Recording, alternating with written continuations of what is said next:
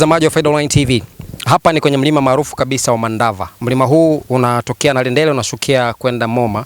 Nalendele Manispaa Mtwara Mikindani, Moma ni Mtwara DC. Tuko hapa kwa ajili ya kuweza kuzungumza na baadhi ya watumiaji wa barabara hii, watuambie hali ya mlima huu upoje kwa sasa. Hapo mwanzo kulikuwa na changamoto sana, kwa sasa angalau umechongwa. Watuambie hali ipoje na kitu gani cha kuweza kushauri. Naitwa Karim Faida, hii ni Faida Online TV. Tukukumbushe kusubscribe, ku like na comment channel yetu ili uendelee kupata habari zetu. Sisi ni watu wa field na leo tuko field dume, field ya kibabe. Brother, mambo vipi? Fresh, inakuaje? Uko poa? Safi ni zaidi. Shwari, unaitwa nani? Mimi naitwa Isa Hassani Mchochi. Kazi wa wapi? Kazi wa Minyembe. Okay, kata ya Moma hiyo. Hem, tuambie barabara hii sasa hivi unaionaje mzee? Barabara kidogo sasa hivi kidogo afadhali, lakini hata tu baadhi ya kifusi watuwekee ili kidogo barabara iwe kidogo kwenye standard iliyokuwa vizuri, kwa sababu ukiangalia changamoto ya barabara yetu hii kifuku, yani changamoto kubwa sana. Na vile vile kifusi kiwe ambapo chenye ubora, kwa sababu hii barabara mwanzo tutuwekea kifusi, lakini nadhani kile kifusi hakikuwa bora. Kwa kifupi, yani mvua ikinyesha kiasi kwamba sio mtu wa basikeli peke yake, kiasi kwamba hata mtu wa pikipiki anapata changamoto. Kwa majina mimi naitwa Hashim Chikayuma, ni mkazi wa kijiji cha Dingwida, kata ya Moma, halmashauri ya Mtwara DC. Barabara kwa kweli sasa hivi tunashukuru serikali wametufanyia kidogo modifier kuchonga chonga. Kikweli muda wa kifugu barabara inakuwa haipitiki na inafikia tu mpaka wananchi wanakuwa wanatumia nguvu kazi kwa sababu ya kufanyaje ili watu waweze kupita. Serikali sisi tunachoomba tu hii barabara sasa hivi wafanye mpango wa kifusi, kwa sababu manaki kama itakuwa kifusi hii adha ambayo tunayokumbana nayo itakuwa tufanyaje, hatutakutana nayo, hususan wale wenzetu labda ni baba mizigo, mkaa, inakuwa hali sio mzuri, na hata sisi mabodaboda tunapokuwa tunapakia mizigo inakuwa hali mbaya, kwa sababu inakuwa kuna asili ya kuchimbika. Kwa hiyo serikali kama tusikie basi watufanyie mpango wa kifusi ili tuondokane na hii adha kabisa.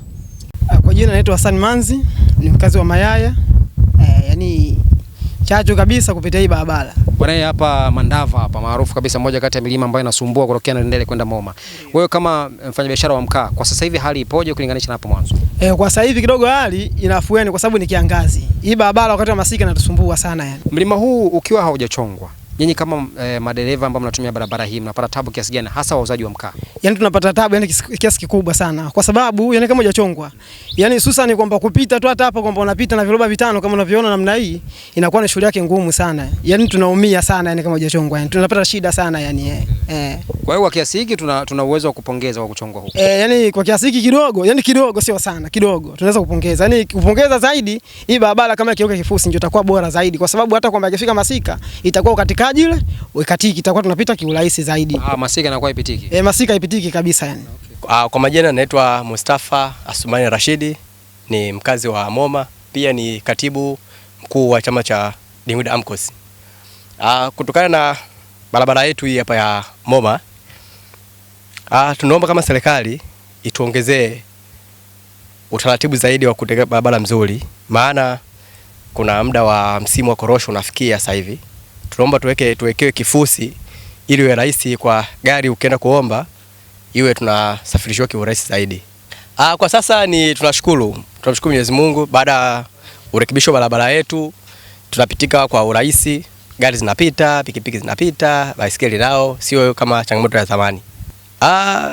Kwanza nizungumze kwa upande wangu kama ni katibu, yani inafika muda wa masika hata pembejeo kupata kwa changamoto.